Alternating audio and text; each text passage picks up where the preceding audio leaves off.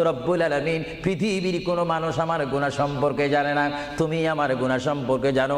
আমি এমন গুনাহ করেছি আমার বিবি জানে না, বিবি গুনাহ করেছে আমি জানি না। আল্লাহ তুমি সব কিচ্ছু জানো, হে আমার প্রভু তুমি আমাকে মাফ করে দাও।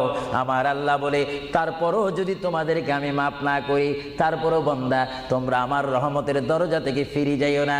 আমি তোমাদেরকে হুকুম দিচ্ছি, ওয়ালাউ আন্নাহুম ইয যালামু আনফুসাহুম জাউকা, বান্দারে যদি গুনাহ করে ফেলো আমার রহমত থেকে মুখ ফিরে তুমি চলে যাইও না। বান্দা আকাশ পরিমাণ যদি গুনাহ করো, পাতাল পরিমাণ যদি গুনাহ করো, সাগরের পানি পরিমাণ যদি গুনাহ করো, পাহাড় তুলনায় যদি তুমি গুনাহ করো, আমার দরবার থেকে তুমি নিরাশ হইও না। বান্দা আমি তোমাকে একটি রাস্তা বাতাই দিচ্ছি, একটি পথ তোমাকে আমি দেখাই দিচ্ছি। সেই পথটি কোন পথ তোমরা জানো?